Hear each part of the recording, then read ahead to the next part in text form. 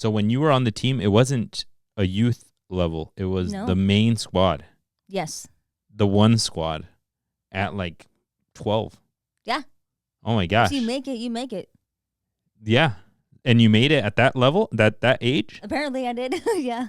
Welcome back, folks, to another Sunday League Series edition. That's what we call these. You guys gave us a bunch of feedback on all the amazing interviews that we've had so far, so we brought you guys another one. Today, we're bringing on someone incredible, not just an unbelievable baller, but a great friend of ours in the podcast and one of the toughest competitors that I know in the game. A former U.S. Women's Deaf National Team player and a Deaf World Cup champion. Beyond all of her accolades, we know her on the personal level because we balled out together in co-ed, so we'll talk about that in a bit. Her story truly touches and encapsulates what it means to compete with heart. No excuses, no limits. We're excited to go deep into this. Please welcome our friend Dani Wheeler. Hi. Let's go. Welcome. I practiced a little bit. I know a couple. Okay. But welcome.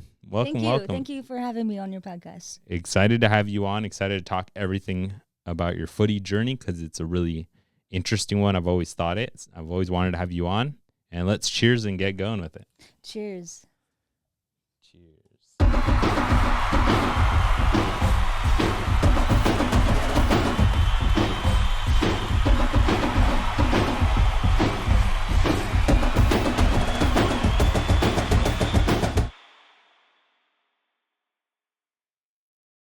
Let's go, Dani. We're fully live.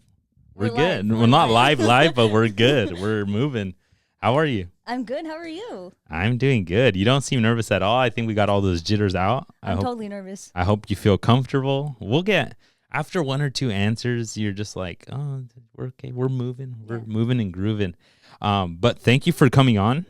Like I said, I think you have one of the most interesting soccer journeys that I've heard. I got to know it all just by playing with you in co-ed. That's how we know each other, folks. We'll get into it. You have a long journey. You have an interesting one. I know you've had a couple of injuries in your career. You've totally come back from that. I got to witness you at what I thought was your peak, like you were balling out. So we'll talk all about that, folks. Before we get into that, we usually open up the podcast by asking folks, who do you go for? Barca.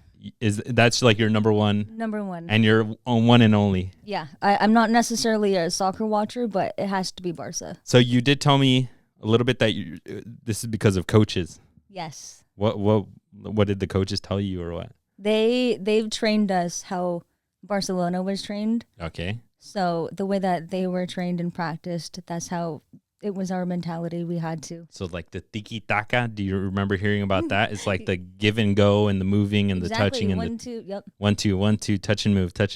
Of course. That's awesome. Where was that at? This was with the club Dianza Force. Everybody knows Everyone Dianza Force. knows, yeah. So oh my God, what a legend! I know. We have I didn't even say it. Dianza Force alumni here. Yes. That's one of the best academies in the Bay Area. Oh, of course. Yeah. Yes. I've been with other clubs too, but I would say that tops all of them because they're very stern. Yes, they know what they want. They know how to train us. And we originally started with the Rays and the Griffins. The pattern, the order is probably wrong, but then we gradually went to Dianza Force. I love that. Yeah, and we actually trained in Spain as well. With them? Not in Barcelona, but our team. No, with Dianza Force, they took you guys out there. Yes. Yeah. That's freaking awesome. Barcelona is your number one and your only team. You're not that big of a footy watcher, but I can guarantee folks she is a baller, so we know that for sure. Now that we know you're a big Barca fan, I don't have a team in Spain. Mm-hmm. I'm a Barca hater. I'm also a Real Madrid hater. It's kind of a joke on the podcast, but at least I won't hate on it because I like Barcelona too, so that's good. Messi or Ronaldo? I don't have I think Messi's the best ever. Mm-hmm. But I love hating on people that love Messi, like the big fanboys of Messi. I'm just like, you're a big Messi fan, obviously. Yes, of course. I mean, yeah, it's your style of play. The tiki-taka, he did that. We'll get into it, but your style is very similar to Messi's. You have that thing freaking stuck on your foot the whole time. It's crazy. You're right-footed, right? Well. Ambidextrous? Don't tell me that. Yeah, low-key. Low-key, because that coach from Deanza Force, he always made me go left wing, 7. I'm like, how am I supposed to do that? I'm a righty. Well, yeah, but you're supposed to. Now the hot thing, maybe not when you were in force, but now the hot thing is you invert the wingers. Yeah, and it's great. So that you cut inside, and we have a story about it that I'll talk to you. I love doing that. Yeah, but you go on the other side, and then you cut in so you can shoot, right? Shoot or cross. Yeah, your coaches were cooking ahead of the time. Yeah, I know Messi's the best ever, but I hate on both Ronaldo and Messi depending who I'm talking to. But I love Barcelona, so I love that you're a Barca fan. No hate for you there. But tell me a little bit more. So you don't watch too much soccer, but did you grow up in a soccer family? Like, how did you get started with soccer as a kid? So I was open to all sports. I mean, I don't know if you call gymnastics as a sport, but I did that. I did a little bit of basketball, but I traveled too much because I didn't understand. I just wanted to run with the ball. So, and then I did some ballet, dancing. So lacrosse and soccer, they were my top 2. But as soon as I started to get more professional, I was with Deanza Force, and the coach was like, "You're with me or not. You can't do 2 sports." So most of us did 2 sports, and we had to hide our you had to hide the other sport. Yeah, because we, the weekends, that's when our games are, right? Yeah. So you, behind your Deanza coach, their back, you were doing lacrosse still. I was doing lacrosse, and the coach did see my stick in my trunk because I was coming from that game.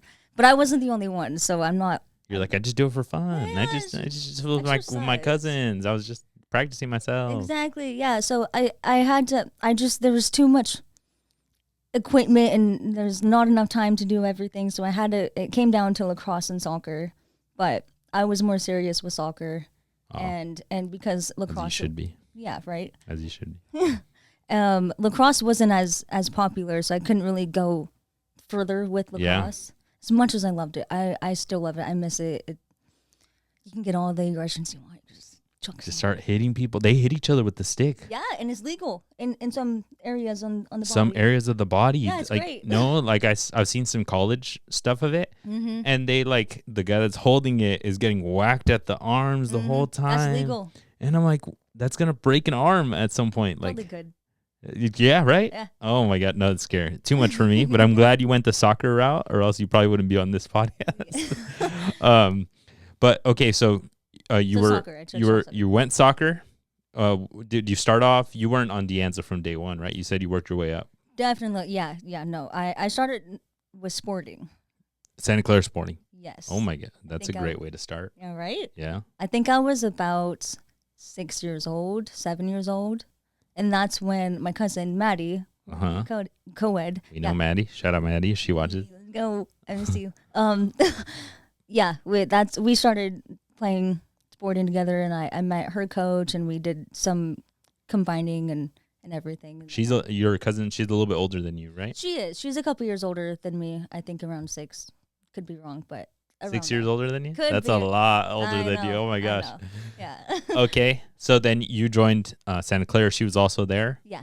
You start killing it through Santa Clara. You make it through the ranks there. Yeah, and she was my idol. I was like, I want to be like her. She's so good. And I got along with her coach, and then I started going to his little, what do you call them? It's like their practices, their camps, or yeah, camps. Okay. Yeah, I went to his little camps, and it was just, I loved it. Like, you fell in love with soccer. Of course. But your family, are they a big soccer family? Like, I know Maddie plays, but I don't know if her parents are. But like, did your parents play, or how did they get to you? No, I just fell in love with it. They knew my passion for it. They could see how happy I was on the field and able to run and kill people. Not really, but yeah. I mean, wreck people for sure. I know that for sure. So you're in the sporting academy. At a certain point, do you kind of age out of it and move to Deanza, or like Deanza was a better opportunity, or how do you get over there? That's a really good question, actually. I don't know the transition, but I did get recruited to a lot of different teams. It was a matter of the location wise, because obviously parents have to drive. Mm-hmm. They have to take us to practices. Like that's a lot of effort for them too, not just us. Like we're playing, but it's a lot more work for them too, having to call off work or leave early, whatever. Oh, for sure. But my next club was MVLA, I believe. Oh, that's another great school. God damn, those are all amazing academies. Yeah. Jesus. Yeah. MVLA is like top right now from what I've seen in the women's game for sure. That was a good club to be with. It's all clubs are like families to me. So like how old-ish were you there? I think I was about 10, 15. 10 to 15 at MVLA. Yeah. I was back and forth with Rays. Uh-huh. Have you heard of the Rays? Are they Cyber Rays or am I tripping? Maybe. I don't know. Maybe I have. It's a yellow jersey with red. Okay. They were in Aragon High School. Mm-hmm. That's it, like San Mateo area. Okay. So I was back and forth. I was like, I don't know where to go, which club. But I fell in love with the Rays. They were a good team, and that's where my Danza Force coach came from, because that's where he originally came from. And so San Mateo, we were driving 3-4 times a week to go up there and practice. I didn't realize how much commitment my parents gave for me. I was like, until later. I mean, taking you to San Mateo? That's crazy. From San Jose, yeah. Yeah, with traffic, everything. It's horrible. That's a mission. That's crazy. Yeah. So you're balling out in these multiple teams right around middle school getting into high school. Mm-hmm. But even though you're in the academy, you were able to play high school? Yeah. So you... For a little bit. So you went to Lee. Yes, I know that. Oh, you remember? Okay. I know these things. I know your whole life story, bro. We're about to get into it. Okay. So you go to Lee. I don't know if they're historically a good soccer school. So. Yeah, they're decent. Okay. And you get on the team. How many years varsity did you play? Funny. JV was my first year, freshman. So freshman year, you were JV. I was JV. 8th grade, I tore my first ACL. Oh my gosh, we're getting into it. Yes. First year, 8th grade, you tore left, right? I tore my left ACL, meniscus, LCL, MCL. Everything. Basically blew it out. Cooked it. Yeah. Oh my gosh. So. In a soccer thing? Yes. Game, practice, something? Yeah. So I was with Deanza Force. I'll just say Deanza Force. Our coach had made us play against the men's boys team. So knowing me, I'm competitive. Knowing boys, they're competitive. You come at me, I'll come at you. We were tied 1-1 for the longest time. And so I was playing 11 at the time. So I'm running down the sideline. And this guy came at me at an angle, and then there's someone came at an angle, and then someone came in front of me.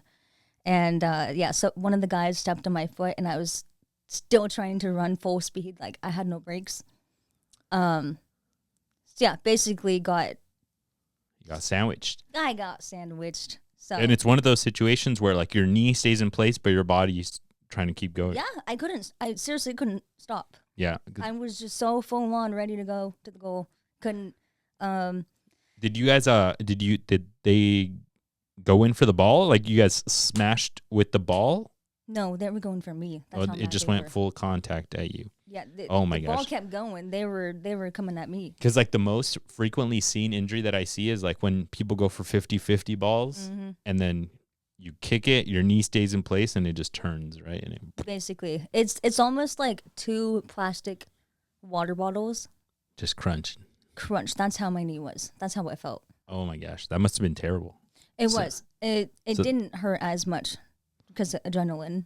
Yeah. And you're young, so like the younger that it happens to you, I mean, the better you can bounce back from it. Yeah. So you're out your 8th grade year.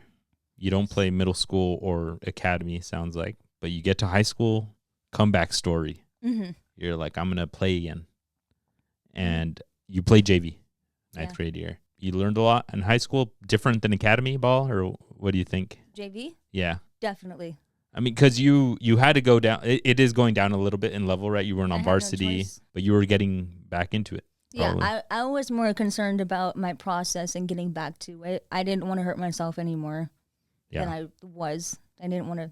So you were nervous. You were scared going into balls for sure, right? It always happens. First surgery, I have 6 screws in on both knees, but the first time it's. How old were you with the other one? I was a junior in high school.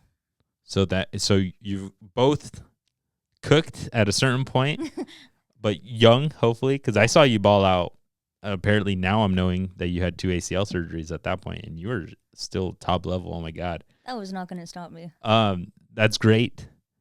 But right around the same time that you got the first one was when you started getting call-ups to the U.S. women's deaf team, right? That was actually middle school. Just for context, folks, like I mentioned, she starts getting call-ups to the U.S. women's deaf national team, which is amazing. What age is that then? I don't remember what age. I know it was 2011, 2012. Dang, so you're young. Are these ODP trials, or are they like directly for the national team? How does that work? It's almost in a sense of ODP, but for the deaf team, we didn't necessarily call it like that. But it's more so the connections, and you have to get a hearing test because there's a certain limit in decibels of you being deaf or 55 decibels. I looked it up. Oh, yeah. Look at you. Okay. And you fit that? Yes. Right, because you have a hearing aid that we've been talking about. You fit the bid, and they call you over. How do you start that in middle school? So the captain of the U.S. deaf national team, they went to the same district in school, middle school, high school, etc. So she came to middle school one time. We have our soccer tournaments and such. It's just fun, middle school stuff. But because they've seen me on my club teams, the captain came to the school and was like, "Hey, you should come try out. We are going to Pittsburgh." That was my very first camp tryout for the deaf team. Went there, super cool. I had no idea what to expect. That's crazy. Because I'm usually in the hearing world. How am I supposed to act with other deaf people just like me? It's like I'm usually the outlier. Like, what's happening? I've heard that reference of the hearing world versus like a non-hearing world. It's a different experience for you because you're playing ball with people that don't necessarily have the same hearing issues, but then you go over there and you said it's a different world because everyone is kind of on the same boat. Right. Yeah. Yeah. So that was a culture shock for you, I'm assuming? Totally. It was a complete different world. Yes. The way people communicate, do you have to learn to play soccer in a different way? Did you learn certain things from that? Honestly, it helped me be a better teammate, player, soccer player overall, because you don't realize how much you do depend on your hearing because you're hearing your teammate like, "Hey, I'm over here, like pass the ball, I'm out wide." But when you're deaf, you can't hear that, so you have to put your head up more, so you can visually see where everyone is positioned and to hear direction, like to see directions from your coach, to see what your teammates are telling you too, right? Exactly. Like we're all signing. Are you supposed to just stand there and look up for 2 seconds while the ball gets taken away? No. Yeah. Like, there's different mechanisms that you have to use. Yeah, like you can't move until you like get the directions right. Like that is interesting. So did you notice when you got there everyone else was kind of on the same boat, or did other people have maybe like an upbringing with a more inclusive soccer world where they were already more used to playing with people? It depends on their experience, the age range. Basically, there's none. So we can have players who are 13 years old, 12 years old, however old I was, or there's people who are like 30, 40 years old. So there's really no age. So when you were on the team, it wasn't a youth level. It was the main squad. Yes. The one squad at like 12. Yeah. Oh my gosh. If you make it, you make it. Yeah. And you made it at that level, that age? Apparently I did. Yeah.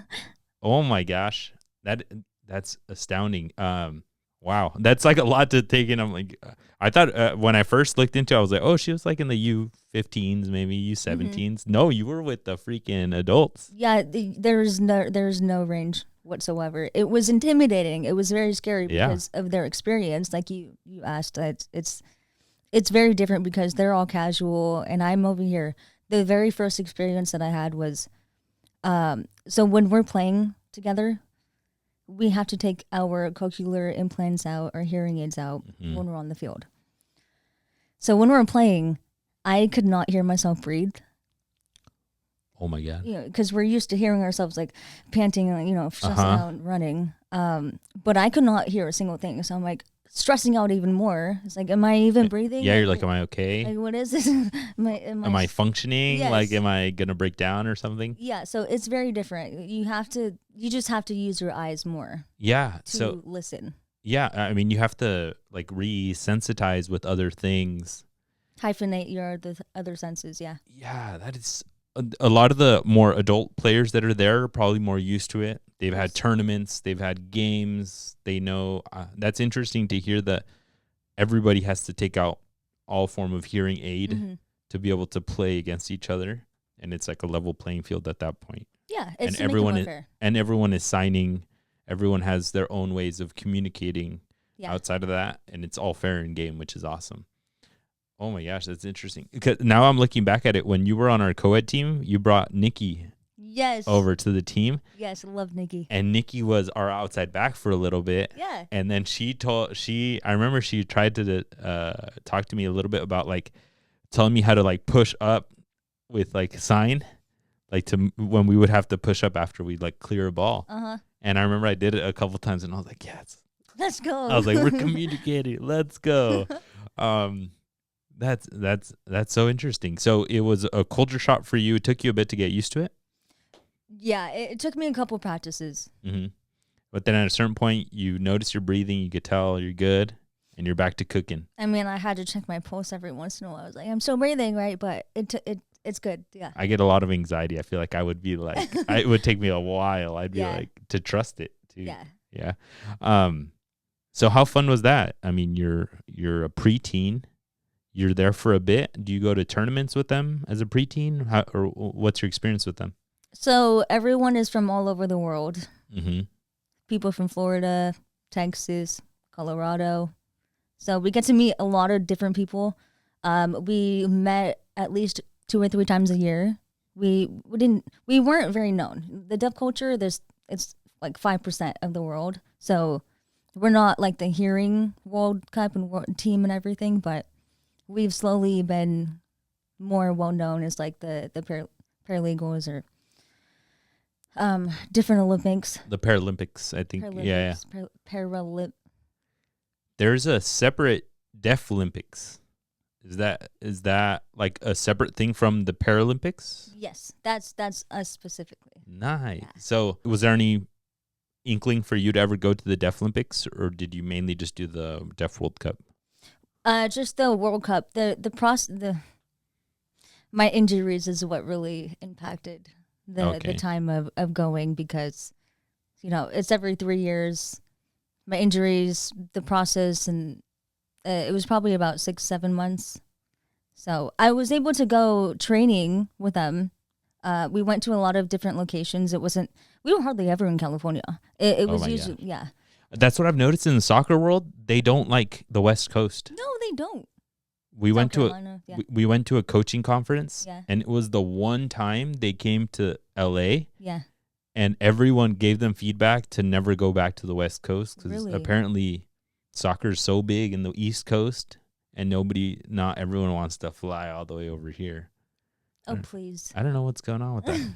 But okay, so your trainings were mainly in the East Coast, but you did get the call up, and you were able to go to the 2016 Deaf World Cup. 2017, I believe. I could be wrong, but it's 2016, 2017. We went to Rome for the World Cup. It was in Italy? That is crazy. It was amazing. Oh my gosh, I'm fangirling right now, folks, if you guys haven't. So nostalgic. It was, words can't even express how amazing it was. It was just, I can't even believe I went there. It was so good. Did you get some good playing time? You were still super young. Yeah, after my first ACL, I was still able to play a good amount of time. Yeah, so at that tournament. Yes, the World Cup, yeah. At the 2017 one. Yeah. How was that experience? I mean, I've never played at that level, so like it was so good. We traveling together. We all met in New York. It's just the whole traveling. I love the team aspect of like us being together, and I think our layover was in Germany. So you had some fun in Germany too. This is It was everything. At that point, you're probably 17, 18-ish? Yes. Yeah, around there. Yeah. Oh my gosh. And you've already had that much experience traveling. I've never even been to the East Coast. Oh, you need to. It's but amazing. like you were regularly going to train in Pittsburgh, in Florida probably. Yeah. And then this tournament, they invite you to Italy. It was so cool. I saw online you guys, there's like Turkey that was there. There was like Russia. Yep. Romania or something. Yes. You had some tough matchups. How was there that? were a lot of difficult ones. I would say Turkey was our hardest. Even the men's, there was one situation where in Italy, they got so aggressive that one of the guys from Turkey bit the men's arm. Beat the U.S. men's guy arm. Oh my God. Completely bruised, like he got bit by a shark. That's how aggressive they got. It's insane. I mean, it's top level. This is the is. top level. You guys were at the literally, and you guys won the World Cup. Yes, we did. Which made you a champion. I saw a picture of you. We'll put it in here, holding the World Cup trophy in San Jose. I believe with who you mentioned was your your mentor. Yeah. She played with you. She was a goalkeeper, no? Megan Maywood? Yeah. Yeah, she's the one who recruited me because she's went to the same school as me. To Lee, Dartmouth Middle School. Yeah, it's not in my district, but I had to go there for the deaf program and have the interpreters in the classes. That's awesome. So yeah, I got to see the picture of you with the World Cup. So an amazing experience. You got the dubs. I've actually seen that apparently at the World Cups, the U.S. women's team has never lost. Yes. Ever. Uh-huh. And I think the first ones were like in 2005. Completely undefeated. Forever. Uh-huh. That's epic. I mean, that's pretty freaking baller. Do you remember Amy and Joy Fawcett? Yeah. Yes. They were our coaches. What? They're like multiple time World Cup players themselves, I think. Yeah, right? with Brandy Chastain. With Brandy Chastain. Yeah. On your team was Kate Ward on the women's team? Yes, love her. She was on. I remember a couple years back, she was on the ESPYs. She won for I forgot what the category was, but it was like Athlete of the Year. And they highlighted her hearing condition that she had.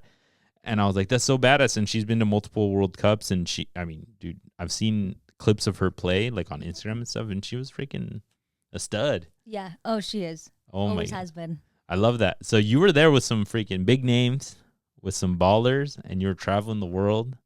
So after 2016, your high school career is about to be over too. You were a standout at Lee. And then from there, you were not a standout at Lee? No, everyone was good. I saw interviews of you being interviewed by like the local newspaper about how good you were. So you were a standout at Lee. You ball out and you get the chance to go to college and play. And you played a little bit in college, right? I did in D.C., Washington, D.C., Gallaudet University. The Bisons. The Bisons, let's go. Yeah. You guys are good. You guys are a D3 school? We were, yes, we are D3, yeah. And it's mainly deaf students at the school? They're fully all deaf. Yeah. There are students who are there just to have the interpreting. Oh, to go to school for interpreting. Yeah, okay. But the majority of us, that was also a culture shock for me because when I'm in high school and middle school, there's only 2 or 3 people who are hard of hearing or deaf and have the interpreters. So we had to socialize and sign at the same time or talk verbally, you know what I mean? Uh-huh. But with Gallaudet, not a whole lot of people were talking. That's interesting. So does that change your way of life when you're there? Did you kind of have to adjust yourself, or did you feel just comfortable at home and you know what, go about my life normally? It was very comfortable, but the issue was when I came back home, I almost forgot how to talk. Oh, shoot. But you would come like once a year, right? Or like how often? Yeah, once a year, I would probably say once a year. But I was so comfortable in DC.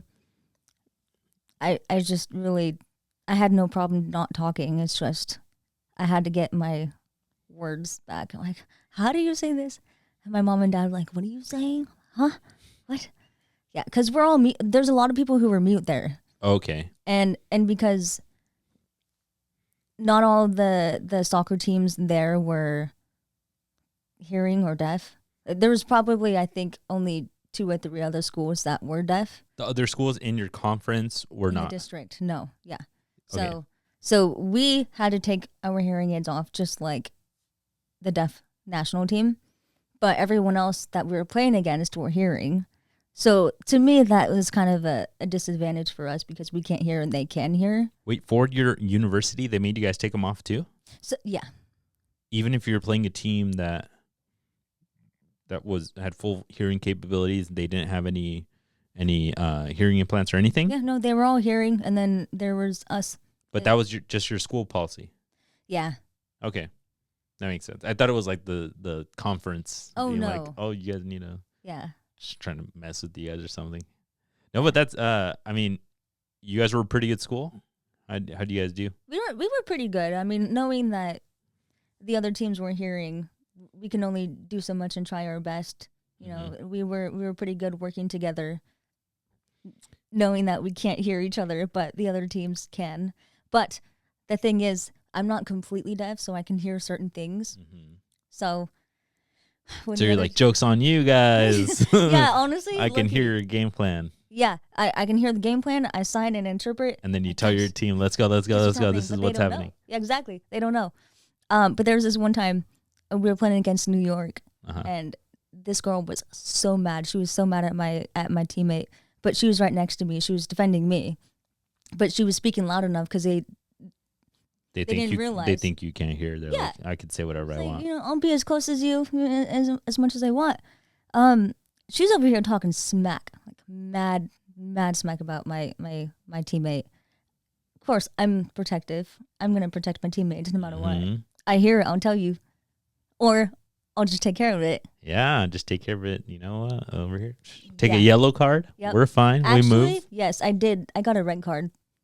That game for hitting that girl specifically? It was my very last game of the season, so I didn't really think much of it. End of your career too? Like basically. Like your senior year, basically. Oh my gosh. Yeah, we got into it and some drama. Let's just say I was satisfied with what I did. You're a little hot-headed on the field. Most definitely. Have you not noticed? I have totally noticed it. Yeah. I have for sure noticed it. Maybe this will get us right into a bit of like how we played together, but like I mentioned, folks, we did play together at Twin Creeks. Yes. On our team, Balls Deep FC. Through some connections that we had, you knew your cousin Maddie, who was on the team. She's like, I got a baller. She's coming. Don't worry. We're going to win all the games. And I was like, yes, sign me up. Let's go. And then you knew Noelle, too, who was on the team. Noelle, yeah. Yeah, who Noelle went to our watch party. Shout out Noelle. But I definitely noticed the hot-headedness because we're playing against dudes, and you just did not shy away from playing against the dudes. I don't care how small I am. I don't care how much taller you are. I'm going to go all in. Yeah, I noticed that from day one. And I remember we would easily just feed you the ball. And I mean, a lot of the other girls on the team, they could do their tricks or whatever, but they would generally end up like giving the finishing part of it to somebody else or something. They would just kind of hand it off, or they'd just be there for cardio sometimes. You know, they're just trying to have some fun too. We're all trying to have fun. But we would give you the ball and you'd be like, game mode. Yeah. We're in it. I got tunnel vision to go forward. And I just thought that was hilarious. Sometimes I'd be like, oh, she's not going to give anyone the ball. No, but I have a really clear story of like a really clear mind. I was talking to Akitas. I don't remember if this was like a semifinal or a final, but we were playing this team called Foos FC, who's always really tough there and really gritty. And they would always hack at us. And I remember it would piss you off too. Mm-hmm. And we were tied with them 1-1, and they were smothering us. And one thing that I would complain to you about was that you would always stay really high up. Oh, I remember. Yeah. And I was like, I mean, she's offensive, so I'll let her do it. But then us as center back, I was a center back. I would just hack the ball out because they'd be smothering us. And then on one, I see you wide open, super deep, and I'm like, fuck it. And I kick it straight to you, and you go 1v1 against like their biggest, tallest center back. And I remember you just going straight at him and poking. And then the guy poked at the ball, and you just cut and just killed them. Like slotted it right in the corner, like one of those beautiful, like you even passed it into the goal. And I was like, oh my God. Let's go. I was over the moon. I was like, holy shit, we're about to win because she just cooked the entire fucking back line and the keep. At that moment, I was like, she's freaking legit. If I'm mad, I get mad, and I'll show you I'm mad. If I'm ready, I'm motivated. I'll show you I'm motivated. That was like the one time where I was like, you know what? I'm not, like, I could tell you were about to cook, and I was like, you know what? I'm not mad that she's not going to pass the ball because we're all back here anyways. I'm going to let you be. Yeah, I was like, no, but I would get mad at Dani. I remember I'd be like, Dani, come back. We're getting murdered back here. And you're like, no, just give me the ball up but here. But do I hear you too? Yeah. And I that's where I was like, once you did that, I was like, you know what? She never has to defend again. You know what? Stay up and we feed you the ball. No, yeah, but a really good time playing with you in Sunnyvale. I thought that was so much fun. Yeah, we need to bring that up again. I mean, I need to get back into it too because it was the most fun time ever. Yeah, let's get into that. Have you been playing it all lately?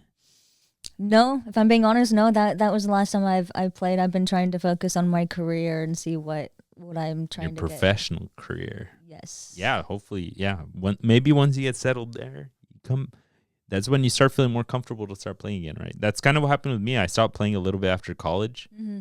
And then once I kind of got settled in and felt like I wasn't going to go broke if I didn't have my job, once I got my good job, and then I was like, you know what? I can have fun. Yeah, of course. So hopefully maybe that'll get you back out there. The moment that you want to start playing again, we're starting balls deep again. Hell yeah, we are. We're making it. I've been wanting to play at the Plex. Yeah? Have you played there? I have.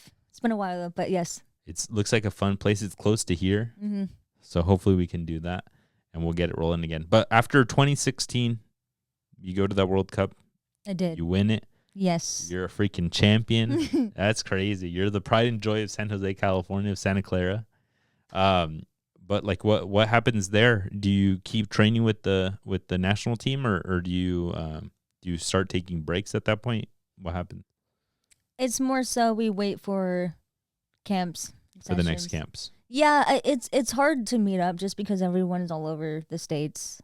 Were you going at the same time as you were at Gallaudet at the college? I was, yeah. So even the person who recruited me, she was also the coach for Gallaudet. And the assistant coach. She was the assistant coach, but the coach there, she was actually on the national team too. So there's connections in the dog culture. So your coach in college was your teammate for the national team? Yeah. Yep. It's weird. That's fun. It's weird and fun, yeah. So you just lay her out at practices with the national team, and then she makes you run sprints at college. Have to respect her. I'm like, yes. You're like, ew, I have to respect you. Okay, well that's fun. So then, so you're like 22, 23 probably when you finish. Yes. That's like 2020. What does soccer give you at that point? Like you've already had your second ACL surgery at that point. I did. After college, how does life transition from post college to playing? You keep going to the national team? Yeah, if I'm being honest, after I tore my second ACL, it was a little bit hard in the mentality situation, and I was like, is it even worth it? Mm-hmm. You know, so I was speaking negative to myself a lot. So I came back home from Gallaudet, also just because the atmosphere of it being with full deaf people made me realize that I'm, me personally, better with the hearing world, just because that's how I was raised. Granted, my first language was sign language, and my parents didn't know that I was deaf until I was about 4 and a half. So I had to go through speech therapy for quite a lot of years. But yeah, so I just realized that it wasn't really my thing to be with the deaf culture. It was definitely different. I'm glad I had the experience, but do I want to stay in it? No, not really, not necessarily. But do I want to have those close friends like Nikki, for example, like you met? Mm-hmm. She's a good medium where she can she signs and speak. Because I don't want to lose either. Yeah, I am part of both worlds, so I wanted to stay here in the hearing world with those deaf people, deaf friends. I love that. No, I'm assuming that's the sentiment that a lot of people there have if they came from the hearing world.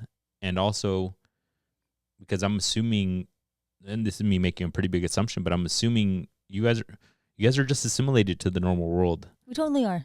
There's nothing to say that it's any different or anything. So I'm assuming a lot of the folks are like, you know what, like what you just said. I love my deaf friends, and I love my non-deaf friends, my hearing world friends. So like, you can have the best of both worlds and still have your college friends that you had there. In Montana. Go visit there. Yeah, go visit all the time that you want, right? Yeah. But that's awesome. And you were saying you started speaking a little bit negatively once you started recovering from your injury. Yes. Does that start pushing you towards like just stopping playing or yeah, what happens there? I came back home. I stopped for a little bit, and I started thinking about my career. I was like, okay, no, I still need to go to school. I need to do something. So I went to West Valley for a while. End up playing there.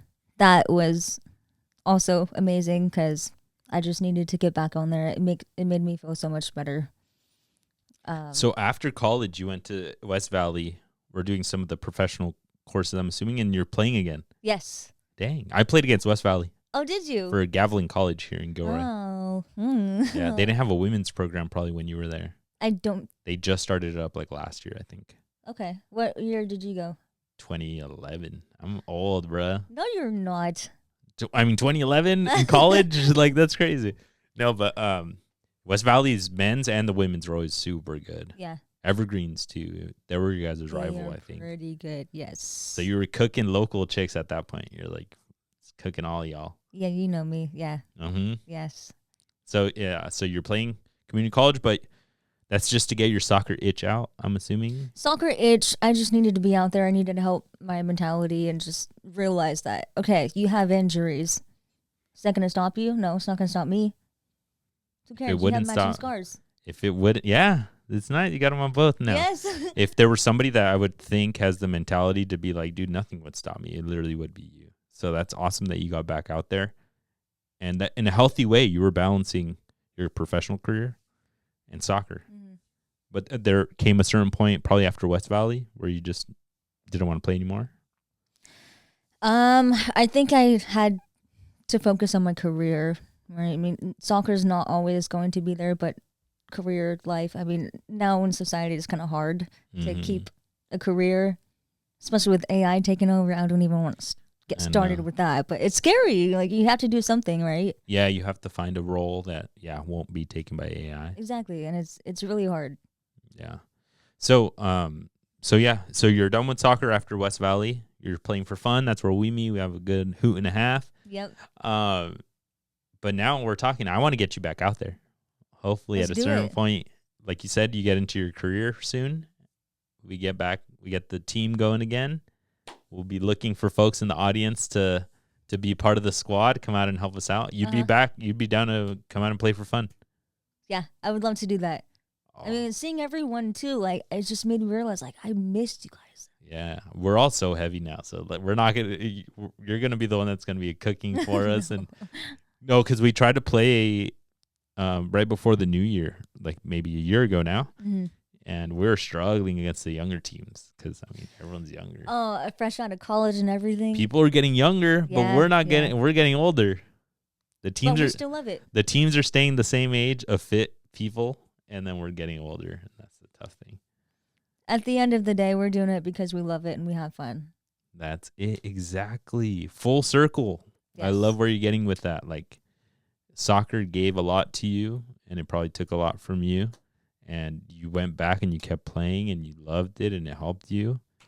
And I hope that you can get back to playing, and that it'll give you whatever you need. Yeah, I mean, it's good character building too. Yeah, hell yeah. Makes you realize how strong you actually are without even throwing it in your face. For real. Did you ever coach? No. You don't want to? I am not the person to tell people how to do stuff. Oh, I can easily do that, but yeah. No, yeah, I know. You can tell people how to do stuff. Yeah, but coach is different though. In a group of people, I can't. I'm too anxious. I'm too shy. Like, say, good job, guys. Okay, see ya. I can't. No, but when it comes to soccer, you're telling me you wouldn't be like, you motherfucker, do it. Like, I'm telling you how to do it. Yeah, you're right, huh? I could totally do that, but I think you'd be good. You might be a little bit too forceful. Yes, I can see that or too. maybe upset when, like, the way that you tell people to do stuff, they just don't do it that way. Mm-hmm. But I think you could be a good coach. Do you think so? You think it'd be a good I coach? think you could be a coach for sure. Not a good coach, but a coach. But I think good. You could be a very good coach with the skills that you have and the experiences that you have, or I think you could be like one of those like, oh, just get out of her way. One of those a-holes. Yeah, take your kid from that team and put them on another one. Yeah, I don't know. We'll see. Yeah, hopefully. I mean, whatever you can get at. I'm big on like if you got so much out of the soccer world, I mean, and you always want to play it. I haven't played in like 6 months at least, I would say, but I miss it so much. So I'm like, I do too. It's hard watching it, honestly. I get so frustrated. Oh. Well, I do get bored because I want to be on the field, but it's like really like we can easily see it just because it's through the screen. It's like, yeah. But I mean, you played at a very high women's level, so I'm assuming you go to a Bay FC game and you see one of them mess up, and you're just like, bruh. I'm like that regardless. I would have been out there. I could have been pro right there. I'll tell you guys, Dani had that thing stuck to her foot the whole time. That's the one thing I remember. Like, the ball was always like. I learned that from my cousin. Shout out, Maddie. Maddie does have that thing stuck to her foot, too. God damn. All right. So maybe we could bring it on home. I want to do some rapid fire. Let's go. Let's ask you some quick questions and see what your thoughts are on some of these. Do you have a favorite goal that you scored, college, the deaf national team, youth level, that you still think about? I do. CCS, quarterfinals. With Lee against? High School. Against St. Francis. Oh, that's a good school. Yeah, so I had a couple old teammates. Did I like them? Not quite sure. Oh, my gosh. Spill the tea for the pot. I'm just kidding. Okay. No. So we were tied 1-1. We all had to. We had to get it into the finals. Like we worked so hard. Like we were doing so well. The first time we played against them, we lost. I was like, all right, that's going to fire me up. We have to beat you now. So CCS quarterfinals. The goalie was from Stanford. Oh, my God. So, yeah, I was playing, I think I was still 7 and 11. Maybe I was playing 10 for a while, but just definitely up top. Mm-hmm. So one of my teammates, she crossed it to me and I was running down the field. I'm running past my old teammates that I'm playing against. It's like, okay, remember, I don't like you for this. I'm trying to go through all these memories. Like, I don't like you for this reason. I'm going to beat you for this. So I'm just like getting myself amped up. And so I'm running down to the left corner, and then I cut in, and the goalie comes out, probably at like the second box, and I cut it in past her, and all the people it was roaring. Everyone was the crowd was so loud. I got the crowd was going wild. I ran up to my teammate. I jumped in her arms, and then the rest of my teammates came up to me. I was getting goosebumps. It was so loud. I was numb at that point. That's crazy. You were like at the top of the world. That's crazy. I totally was. And then I went to the new what's it called? Mercury News. Oh, you were on the news because of that play. They came after and interviewed you. Yeah, it was amazing. It was an amazing feeling. Like, and the girl you were going up against on the flank was from one of your ex academies. Yes. One of your ex teams. Younger, and you're like, I remember you did that shit, bro. I mean, we were good friends, but like I remember some things. Yeah. That's awesome. Way to get him back, Dani. Damn, let's go. Do you have a celebration that you do? Did you ever have a celly? You know, a lot of people ask me that. I really don't. I'm the awkward type. I also don't want to be like the bragging type. Like I don't want. But you're a hard ass. You're like a freaking. You score to get back at somebody, like right. So like, wouldn't you celebrate in their face? Is it a bit of dark? Is it a bit of dark humor if I said that you should have done like a? Huh? You do the I can't hear you thing. Yeah. I mean, everyone does that to the fans, right? When they're booing you and stuff. That would have been cool. Yeah, I could have. Like dang it, I should have done that. That should have been your thing the whole time. I'm like, sorry. What? Thank you for agreeing that my dark humor wasn't that bad. Nah, no, it's not. You for sure should have been like every game. You should have been like to the stands. Yeah, no, I make fun of myself all the time. Sorry, I can't hear your bullshit. Say that one more time. What's that? Oh, sorry. Oh my God. Did you do that growing up with your parents? Where you're like, I can't hear you, sorry. And they're like, we know you can hear us now. No, it's more like I take my hearing aids out and I nod every 5 seconds pretending that I can hear them. I don't think I wanted to know teen or preteen Dani. Did you have any pregame rituals? Pre-game rituals. Were you superstitious at all? Did you have? I mean, you're nervous. You get nerves. I'm always nervous. But did you have to jump on the field with your left foot? Did you have to, I don't know, put one shoe before the other, the left one before the right, before you even got on the pitch? Nothing like that? Honestly, no. No, I just had my music, my games. No. Hell yeah. I grew up OCD, so sometimes like I would think about what foot I would do certain stuff, or like I'd be like, damn, if I don't go back and do that thing, I'm probably going to have a bad game. And sometimes. What was the outcome? Was it true if you didn't? Of course not. No. It doesn't that's how you get over OCD, is where like you end up realizing like, oh, I'm not going to die if I don't flick my lights on and off. Mm-hmm. Oh, that's crazy. Switch it 3 more times. I would do that stuff. Satisfied. It's crazy. That's for another podcast, but I used to do all that stuff. Do you have a favorite player? Like a famous person that I know you had coaches that were professionals. You knew Brandy Chastain. Brandy, I love Brandy. So have you heard of BAWSI? Bay Area Women's Sports Initiative.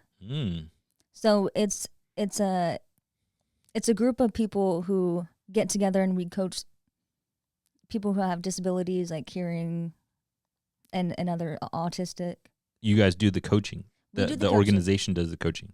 Yeah, so we went to elementary schools. I did this in high school, so I was able to leave class sometimes just to like coach and go back to the elementary school that I went to. So yeah, she is the co-finder. She was the finder of it. So I used to work with her for a little bit. Oh wow, that's so happening.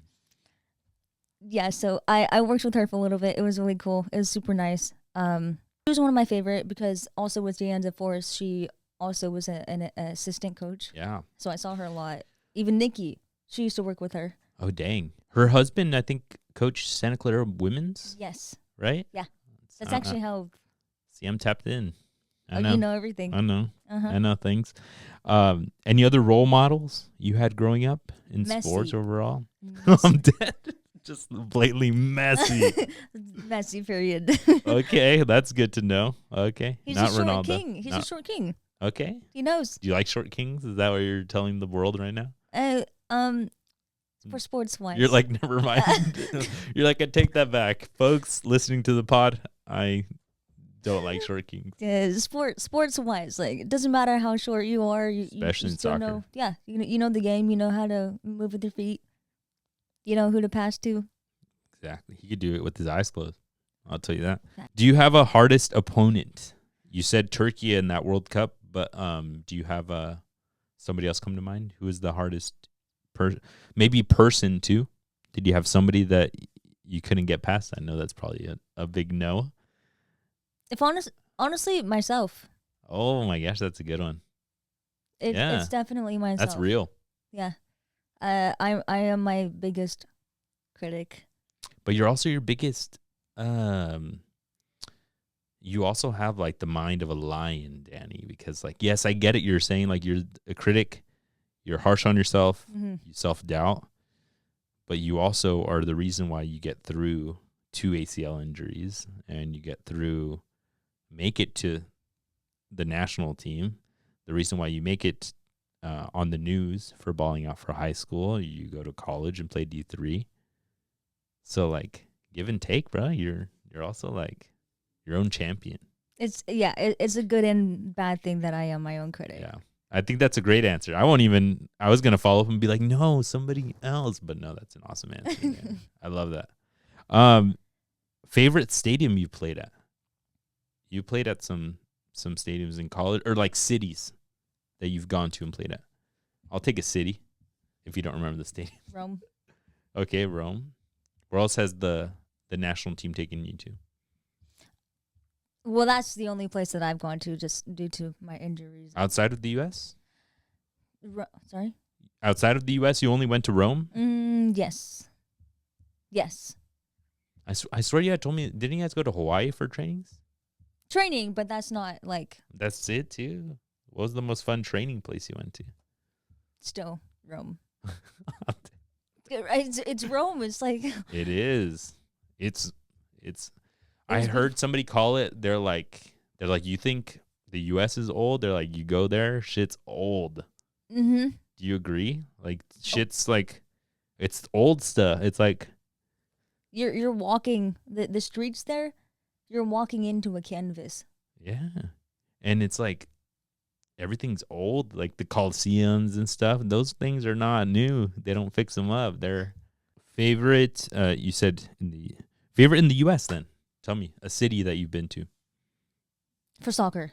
Yeah. Duh. Did you love Pittsburgh? That's a big no. I heard that place sucks. Low key. Okay. But that was first experience, so it's a hit or miss. Oof, that's hard. It has to be Florida. Oh, nice, huh? Yeah.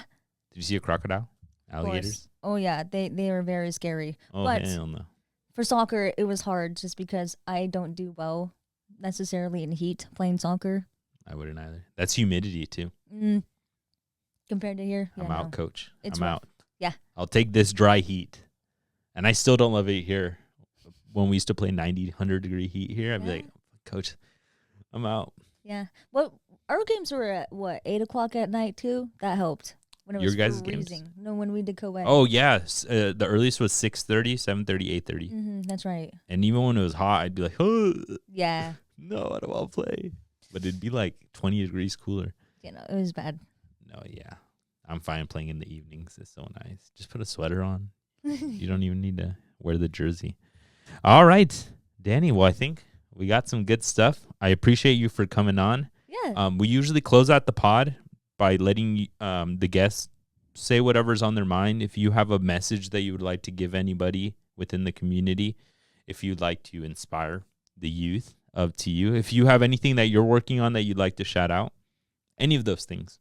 But if you have a message, something that you want to tell the folks, feel free to.